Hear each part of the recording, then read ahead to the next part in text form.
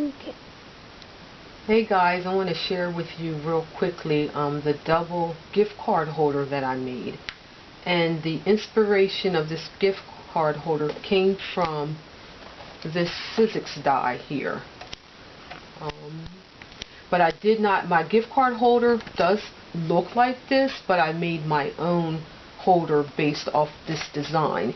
Because the die, I couldn't use this because I wanted to have a 1/8 of an inch spacing in between the folds here, and I wasn't able to do that with this die. So what I did was measure how wide this die was, which is 4 1/4 inches. Here's my template. So the size paper that I use is 4 1/4 inches by 12, and then how I cut this end here was using the Tim Holtz on the edge die, and it is this one.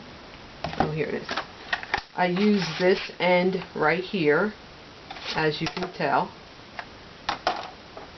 And what I did here, I just marked my dies. I haven't done them all yet, but I marked to the highest point all the way across. So I use that as a guide, you know, when you're lining your paper up to cut it. So that's what I did on this end. So that's how come I have that shape here. So then what I did, I scored, again, this piece of paper is 4 1/4 by 12 inches. I cut the edge off, and then using my Martha Stewart scoreboard, my first score is at 4 5/8 inches. And then my second score is at 4 1/2 inches, which gives me that 1/8 of an inch spacing that I needed. And then my next score is at 9 3/8, and then my fourth score is at 9 1/2. So again, that gives me an 1/8 of an inch spacing in between the score lines, just to allow for some space, because again, this is a double gift card holder. And then how I made the inside, and I'll come back to the outside. But for the inside, as you see, this is why I'm calling it my double gift card holder. And how I decided to make that, I looked at an older gift card that I had made prior, which is this one here, and it has a little, you know, elastic around it. So what I did here was just measure how much spacing was in here, which helped me to gauge the size that I would need for the inside. So let me see. Where's my paper? Here it is. Sorry, guys. Let's see. So the inside piece measures, I believe this is 4 3/8 inches by 6 7/8 inches. So 4 3/8 inches by 6 7/8 inches. And what I did, I scored at 1 3/8 inch, 2 5/8 inch, and 4 inches. And then what I did here is you want to fold on the second line, and then you want to fold on the second line, and then you want to bring that up and fold on your third line. So this is your first, second, third. Bring that up like that, okay? Increase that really well.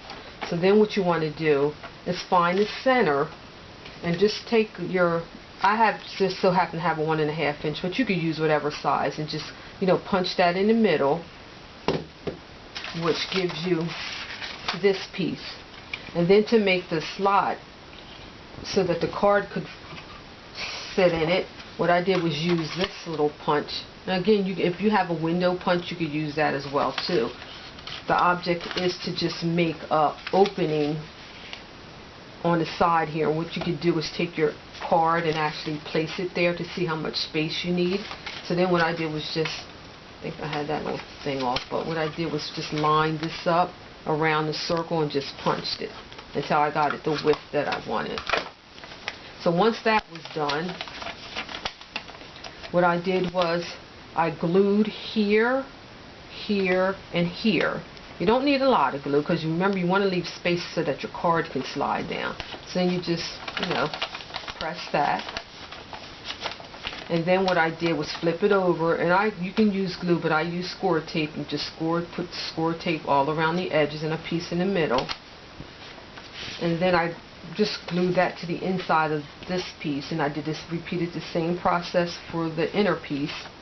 And then what I did, just to add some more decoration, just I cut a piece of paper out and stuck that in between this width here. Stuck that in between there on both sides. So that takes care of the double pockets. So then what I did for the flat, I took found the center, took an eyelet, put that in there. Then I took some of this elastic, cut it to the length you need. Just kind of measure, close this up, and gauge how much you would need. And then what I did was just cut it, tied it. I just tied it here, cut it and tied it. Then I took and fed the elastic in the front here, and then I tied it and put glossy accents to help, keep it in place. So then my band, once I did that, it was a loop on the front. So what I did was open up my loop, and I had taken these iron roses, I believe they're called puff daisies, and I sprayed them with my own homemade glimmer mist. And then this middle piece right here is from scrapbuck.com, and it's called the button blings, and they're really pretty. So then what I did here was just open this band up after the flower was all assembled, put hot glue underneath of it, open this band up, and just stuck that right in the middle there.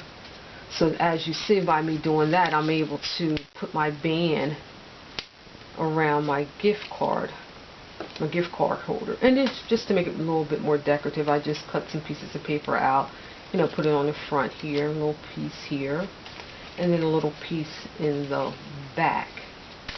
And as you see, I have a completed double gift card holder. So let me stick this one back in there.